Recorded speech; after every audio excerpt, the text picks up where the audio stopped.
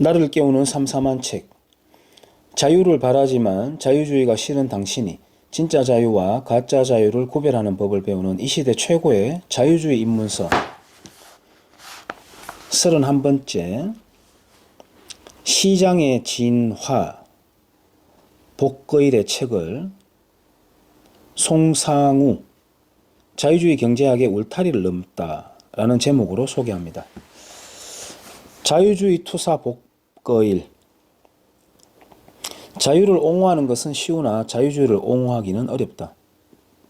때로는 고통스럽기도 하다. 이것이 내가 자유주의를 접한 후 약 10년의 시간 동안 느낀 바다. 지적 호기심으로 자유주의를 공부하는 것은 더할 나위 없는 즐거움이다. 하지만 사회적으로 그것을 옹호하는 작업은 소모적이라 여겨질 정도다. 그만큼 우리 사회의 반자유주의적 정서가 뿌리 깊은 까닭이겠지만 그래서인지 가끔 딴 생각도 하게 된다. 만약 지금까지 썼던 시간과 에너지를 다른 지적 활동에 투자했다면 어땠을까? 시장의 진화의 저자 복거일은 무려 30년 이상을 자유주의를 변호하는 작업에 매달려 왔다. 그가 처음 자유주의를 외쳤을 때는 지금과 비교할 수 없을 정도로 척박한 상황이었다는 점에서 이 작업을 중간에 포기하지 않고 지금까지 해온 자체가 기적이다. 작가로서의 경력에 치명적임에도 불구하고 그는 수많은 오해와 편견을 이겨내며 지금까지 버텼다. 이러한 사실은 당시 잘 나가던 경제학자로서의 위상이 흔들리는 것을 감수하고 자유주의를 옹호하는 데 일생을 바쳤던 20세기 자유주의의 가장 위대한 대변자 하이에크를 떠올리게 한다. 노력에 비해 성과가 보잘것없고 그것마저 알아주는 이가 드문 과업을 한평생에 걸쳐 수행하기 위해서는 두 가지가 필수적이라 여겨진다. 자유주의에 대한 지적 확신, 그리고 자신의 속한 사회와 그 구성원, 나아가 후손에 대한 의무감이다. 이 점만으로도 나에게 복거일은 무한한 존경의 대상이다. 자유주의는 다른 대부분의 이념과 마찬가지로 우리 사회에서 자생적으로 생겨나지 않았다. 어떤 사람들은 우리나라에 최초로 자유주의가 도입된 시기를 19세기 중반 개화기로 잡기도 한다. 물론 그 당시 자유주의는 국가로부터의 자유라는 개념보다는 부국 강병의 차원이었다. 해방 이후에도 건국에 관련된 지식인들에게서 자유주의 사상의 흔적을 볼 수 있지만 그들도 역시 국가보다 개인을 중시하는 입장은 아니었다. 복거일, 한국 자유주의 역사와 함께 걷다. 우리 사회에서 개인의 자유가 최고의 가치라는 진정한 의미로서 자유주의 시작은 1980년대라고 할 수 있다. 그만큼 우리 사회는 자유주의의 역사도 짧고 자유주의자라고 할 만한 인물은 아직까지 드물다. 이렇듯 척박한 한국의 자유주의 역사에 복거일이라는 이름이 가지는 위치는 독보적이다. 마르크스주의가 유행하고 자유주의란 용어조차 잘 쓰이지 않던 시절에 그는 이미 자유주의에 근거한 실질적인 제안들을 펼쳤다.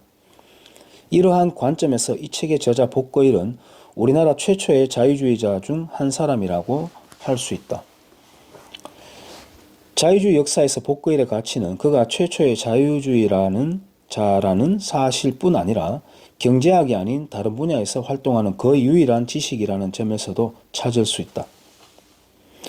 이것은 얼마 전 출간된 나는 왜 자유주의자가 되었나에 기고한 21명 중 복거일을 제외한 나머지 20명이 모두 경제학자라는 사실에서도 확인된다.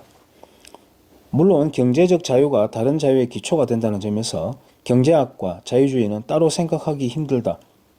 또한 복거일 자신도 대학에서 경제학을 전공했다. 하지만 그는 본업은 어디까지나 작가이고 삶의 대부분을 시와 수필 그리고 과학 소설을 집필하는 데 썼다. 그는 경제학이 아닌 다른 분야에서도 자유주의적 지식과 가치가 적용될 수 있다는 가능성을 보여주었다. 즉, 자유주의는 경제학을 전공한 사람들만이 접할 수 있는 편협한 분야가 아니다. 그것은 경제학을 전공하지 않았지만 자유주의자가 되고자 하는 나와 같은 이에게 위안과 동시에 희망을 주었다. 뒤에서 조금 더 자세히 언급하겠지만 자유주의를 공부한 덕분에 내 전공 분야를 더 깊이 이해하게 된 행운도 있었다.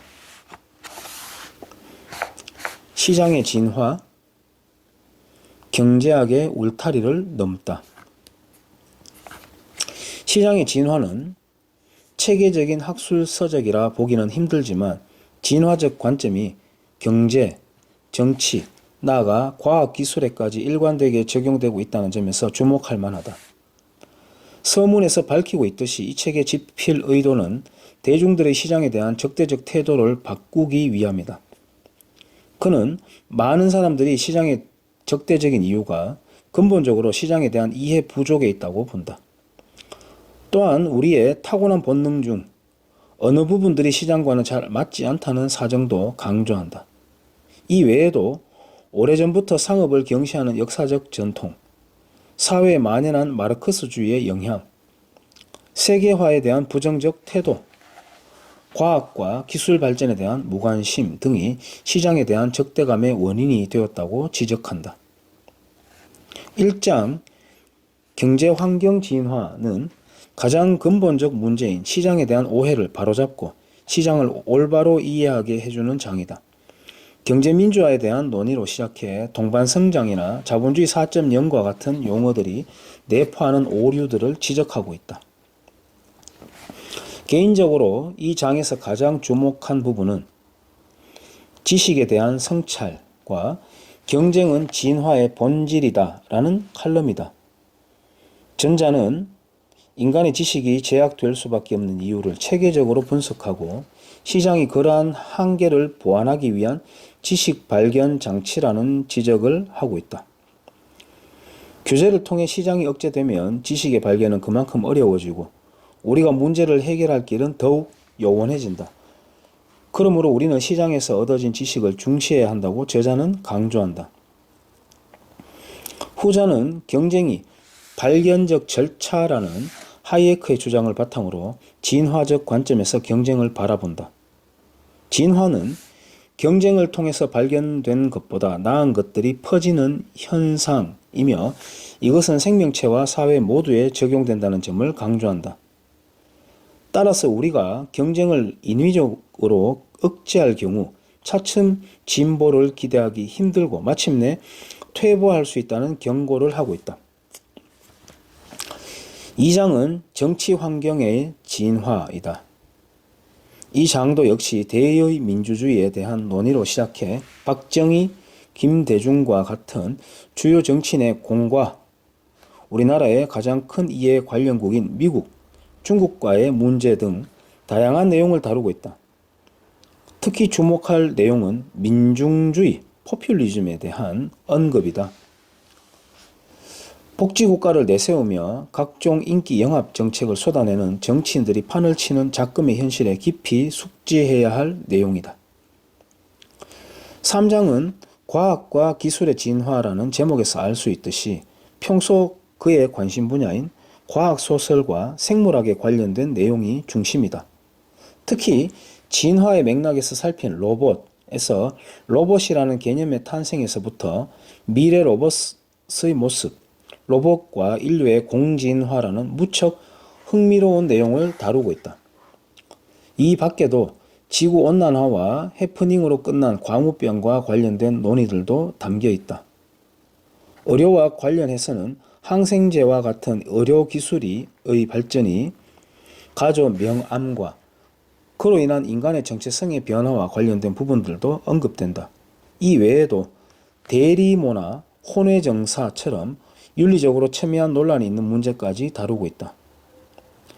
자유주의에 대한 기초지식이 있더라도 막상 일상에서 마주치는 상황들의 자유주의적 관점을 일관되게 적용하기는 어렵다. 막 의과대학을 졸업하고 면허를 받은 의사가 처음으로 환자를 대했을 때 느끼는 막막함과 유사하다.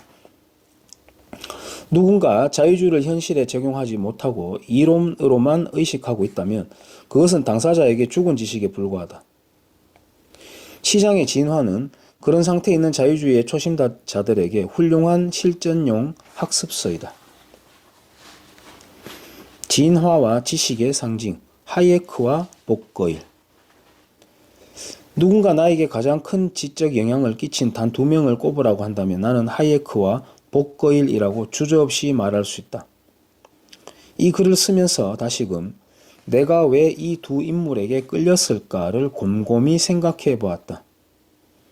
그리고 의외로 이 두 인물 사이에 적지 않은 공통점이 있다는 것을 발견했다. 지식을 추구하는 사람에게 특정 분야에 능통한 사람이 될 것인가, 혹은 다방면에 박학다식한 사람이 될 것인가 하는 것이 항상 선택의 문제는 아니다.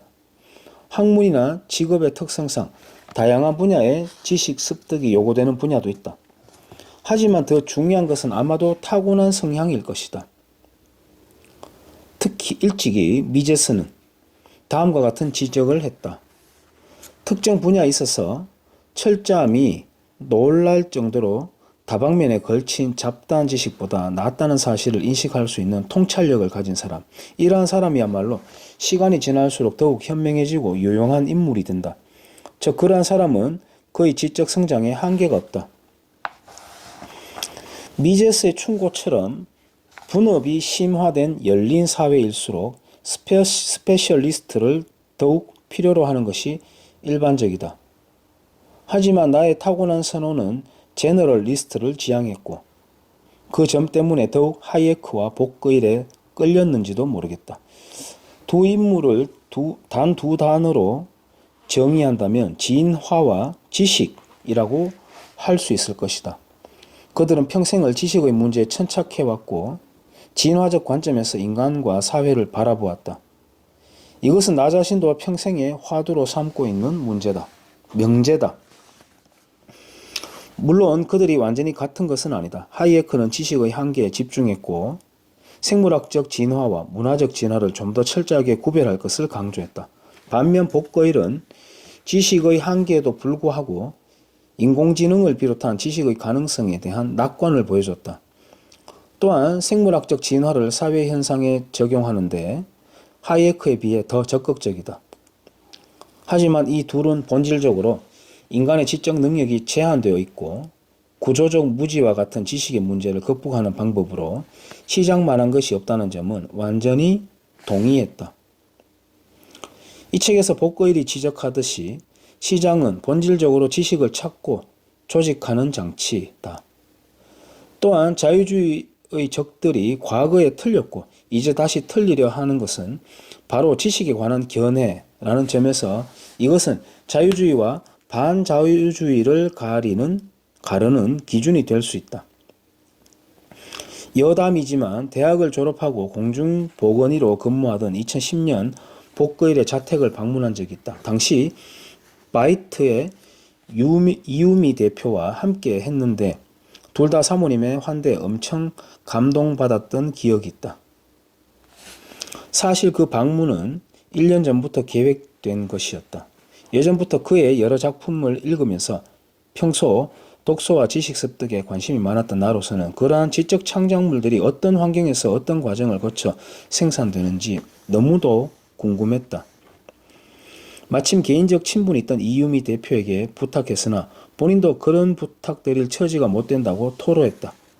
그러면서 거의 1년 가까이를 망설이다 결국 목마른 자가 우물을 판다고 직접 장문의 메일을 보내게 되었는데 의외로 쉽게 방문 허가가 떨어졌다. 가끔 당시 메일 내용을 떠올리면 손발이 오그라들 정도지만 수줍음 많은 성격의 내가 그렇게 메일까지 써서 염치 없는 부탁을 드릴 정도로 당시에 얼마나 지식에 대한 열망이 높았고 얼마나 지적 우상인 복거일에 몰두했었는지 지금도 생생히 느껴진다. 평생을 비주류로 살았고 스스로도 주변부 지식인으로 여기는 복거일을 보며 대한민국에서 한의학을 전공하고 한의사로 살아가고 있는 나는 묘한 동질감을 느낀다. 그러한 환경에서 개념적 돌파에 이르는 것은 더욱 보람있는 일일 것이다. 우리 사회에서 주류는 서양의학이다. 과거에야 한의학이 주류였겠지만 일제시대를 거치며 거의 명맥이 끊겼다가 해방 이후 부활해서 이제 겨우 걸음마하고 있는 단계라 할 수 있다. 이 글에서 한의학과 서양의학의 차이를 자세히 논하기는 힘들지만 간단하게만 언급하면 다음과 같다. 방법론적인 측면에서 서양의학은 전통적으로 환원주의적 방법으로 인체의 생리와 약물의 작용 기전을 이해하는 것이 중심이었다.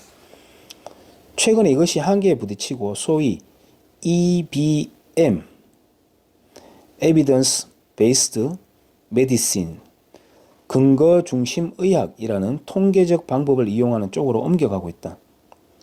하지만 하이에크의 견해에 따르면 이러한 환원주의나 통계학적 방법들은 생명현상이나 사회현상 같은 복잡한 현상을 이해하는 데 그리 유용한 방법이 아니다.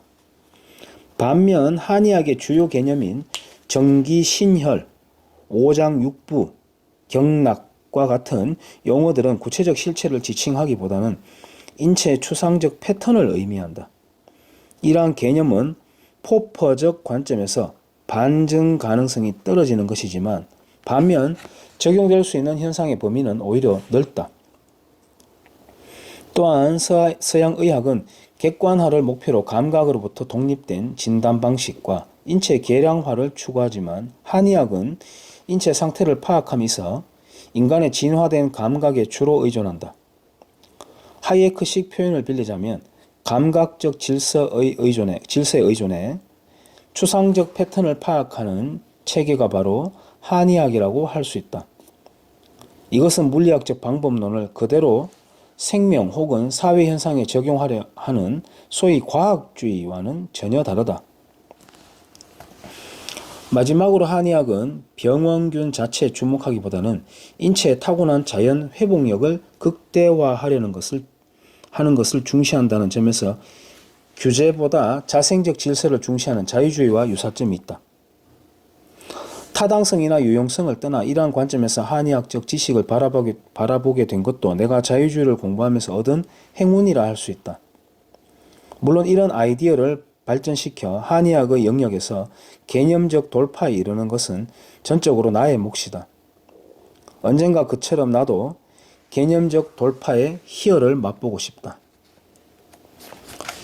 자유주의로의 초대, 자신의 재능에 대한 믿음을 가져라. 얼마 전 복거일은 한가로운 걱정들을 직업적으로 하는 사내의 하루라는 자전적 소설을 통해 본인의 암 투병 사실을 간접적으로 고백했다. 이후 각종 언론 매체와의 인터뷰에서 이러한 사실이 확인되었다.